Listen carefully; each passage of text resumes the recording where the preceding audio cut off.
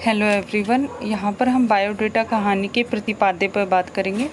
Biodata मतलब एक ऐसी कहानी है जिसमें जो मुख्य पात्र होता है उसका नाम राजदेव होता है और इसमें एक और पात्र होता है मोती सिंह, और राजदेव की एक पत्नी भी होती है। तो इसमें हम देखने को मिलता है कि राजदेव एक राजनीतिक पार्टी का युवा शाखा जो होती है, यूथ पार्टी, उसमें जिला मंत्री होता है और अब प्रदेश अध्यक्ष जो उनके मोती सिंह है की कृपा से प्रदेश सचिव भी बनना चाहता है।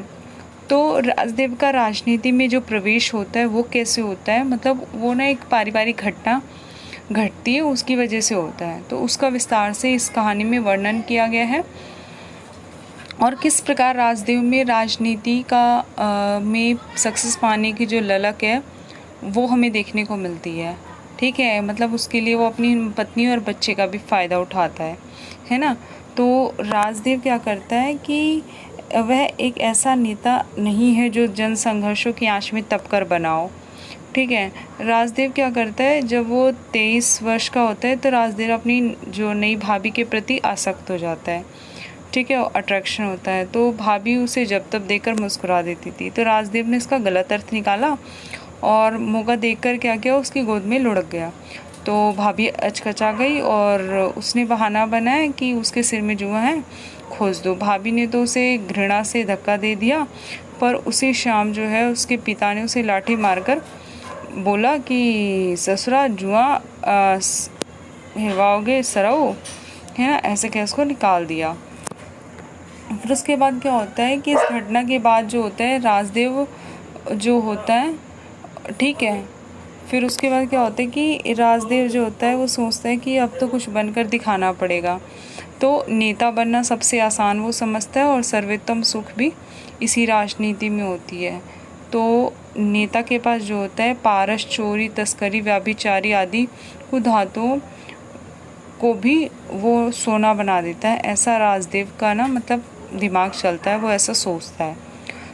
राजदेव क्या करता है, कुर्ता पैजामा पहनकर राजनीति शुरू कर देता है और फिर उसके बाद घोषणा करता है कि शादी तभी करूँगा जब कम से कम जिला स्तर का कोई पद हासिल कर लूँ। तो उम्र के 36 की एज में आते आते पार्टी का युवा शाखा का जिला मंत्री बन जाता है वो, है ना। और जिला मंत्री बनकर वह सुख के सर्वोत्तम मलाई तो नहीं खाता, लेकिन फिर भी इस पड़ाव में क्या होता है, कुछ प्रॉब्लम्स उससे हो जाती हैं, क्योंकि जिसके कारण जो होता है उसे ना शादी की और मतलब थोड़ा सा झुकना पड़ता है। उसके बाल झड़ने लगते हैं और दांतों में उसके पायरिया हो जाता है। तब सावित्री के जीवन में क्या है, बहू बनकर आती है, उससे शादी करती है वो, और कहीं ना कहीं उसे ऐसे लगता है कि उसके आने से ना उसकी जो लाइफ है वो बिल्कुल बदल जाएगी। ठीक है, दोस्तों से घोषणा कर देता है। राजदेव की मतलब जो लोग होते हैं कुछ उससे चिढ़ने लगते हैं, तो वो क्या करते हैं कि घोषणा कर देते हैं कि राजदेव की राजनीति जो है वो बीबी के पेटीकोट में घुस गई है। उन्हें विश्वास हो गया कि राजदेव की राजनीति मर चुकी है, वह जोरू का गुलाम हो चुका है, वह जीवन यापन ऐसे ही करेगा। लेकिन राजदेव को एक दिन इस बात का पता चलता है, हम लोगों के लिए राजनीति जीवन संगनी है और जीवन संगनी रखेल, जो रखेल को जीवन संगनी समझता है, ठीक है, वो लक्ष्य उससे हमेशा दूर रहता है। ठीक है, ऐसा वो कहता है।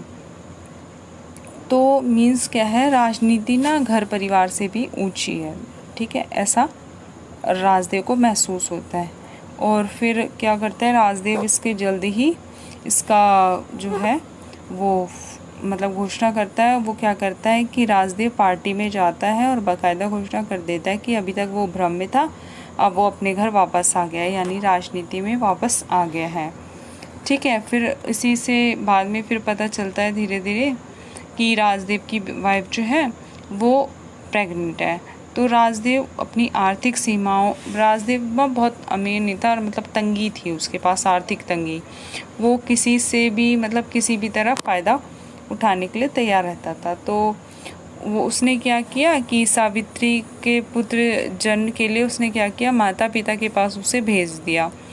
ठीक है, और पति प्रेम में गिरफ्त जो सावित्री थी वो नहीं जाना चाहती थी, लेकिन फिर भी उसने जानबूझ कर उसको डांट डपट के रुला कर भेज दिया। इसी प्रसंग में हमें थोड़ा बहुत पता चलता है कि हाँ उसे मतलब वो थोड़ा सा महसूस होता है अपनी पत्नी की कमी, ठीक है, और बाकी ज़्यादा भी वो भावुक नहीं होता है, बस उसे उसकी पत्नी का बख्शा नहीं दिखता है, ठीक है। अब वो राजनीति में ना मतलब बहुत ज़्यादा सक्रिय हो गया था, राजनीति ही उसकी जीवन संगनी थी और उसी में मस्त था, और उसी में क्या करता है हमेशा चमचागिरी करता रहता था।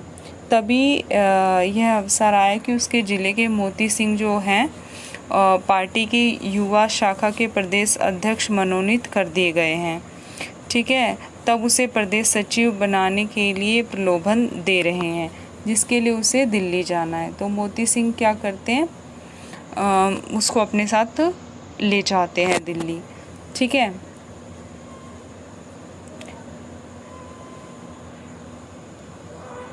ठीक है, इसके बाद मोती सिंह क्या करते हैं, पार्टी की युवा शाखा के प्रदेश अध्यक्ष मनोनीत कर दिए गए हैं। यानी कि मोती सिंह जो है वो क्या करते हैं, जिले के जो प्रदेश अध्यक्ष बन गए हैं, और वो उसको कह रहे हैं कि राजदेव को कह रहे हैं कि हम तुम्हें ना प्रदेश सचिव बना देंगे, तुम थोड़ा सा हमारी जो है हमारे साथ दिल्ली चलो। तो साम दाम दंड करके सबकी हमें जो है वहाँ पे हराना है सबको, ठीक है।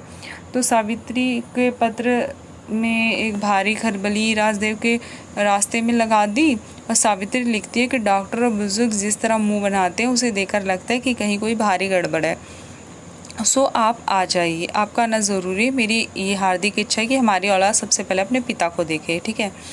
तो राजदेव क्या करता है, इससे घृणास्पद उपेक्षा राजदेव करता है और मतलब अपनी वाइफ को इग्नोर करना चाहता है। फिर तार आता है, तो फिर वो यहाँ राजदेव कोई ना कोई रास्ता निकाल लेता है और अपने एक चेले के साथ चेले के हाथ जो है सावित्री का खत भेजता है। वो लिखता है कि कोई खुशखबरी ही भेजी होगी, पर कहीं कोई गड़बड़ तो नहीं है, यह सोचते ही दिल जो है कांप जाता है। इसीलिए यह पत्र जो है एकदम विश्वास पात्र के हाथ भेज रहा हूँ, तुम्हारे ऊपर जान न्यौछावर करने वाला राजदेव है ना, ऐसे लिख देता है। पत्र लिफाफे में बंद करके और चेले को कह देता है कि ये लेटर को आराम से पहुंचा कर आना है, ठीक है, और मैं कल शहर में रहूँगा नहीं, परसों मिलना, ठीक है। तो अगले दिन जो होता है ट्रेन छूटने ना पाए, इस चक्कर में वो पौने घंटे पहले स्टेशन में पहुंच जाता है और मोती सिंह का इंतज़ार कर रहा होता है। लेकिन मोती सिंह के आने से पहले जो उसका चेला होता है वो आ जाता है और सावित्री का पत्र उसको पकड़ा देता है। अब की खबर दुखद थी, क्योंकि सावित्री एक ऐसे बच्चे को जन्म दिया है जो असामान्य है, अजीबोगरीब बच्चा है जिसके मुँह से हमेशा लार टपकती रहती है, और ना वो हंसती है ना वो रोती है, लेकिन कोई हाथ छू दे तो चिल्लाती है। फिर क्या करता है कि चेला अभी जवाब चाह रहा था, राजदेव ने चेले को फिर सावित्री के पास भेज दिया और हिदायत दी कि कोई खास बात हो तो यहाँ और दिल्ली के पते पर तार कर देना, ठीक है, फ़ौरन। वास्तव में जो है असलियत तब सामने आती है, सचिव बनने के लिए वो ज़्यादा महत्वपूर्ण है उसके लिए, बल्कि बच्चे और बीवी नहीं। यह बात तब स्पष्ट हो जाती है जब वो मोती सिंह के साथ एसी डिब्बे में बैठे सोच रहा होता है। उसके हाथ में मोती सिंह का दिया एक संतरा है। यदि दुर्भाग्यवश बीवी बच्चा दोनों मारे गए तो वह निश्चय किया कि यदि ऐसा हुआ तो अपने बायोडाटा में जोड़ेगा, पब्लिक की सेवा में, पार्टी की खिदमत में जो है घर गृहस्थी तबाह हो गई। तो इसी के साथ ये स्टोरी ख़त्म होती है। ऐसे ही थी ये स्टोरी, इससे ज़्यादा और इस स्टोरी में कुछ नहीं है। और इसमें दिखाया गया है कि किस प्रकार राजदेव जो होता है वो स्वार्थी होता है और उसके लिए ना उसकी बीवी उसके लिए मैटर करती, ना उसका बच्चा, और उसका जीवन संगनी सिर्फ और सिर्फ राजनीति है। राजनीति के लिए वो कुछ भी कर सकता है और लोगों के तलवे चाटता रहता है, चापलूसी करता रहता है। तो इस प्रकार ये कहानी यहीं पे ख़त्म हो जाती है। Take care, bye bye.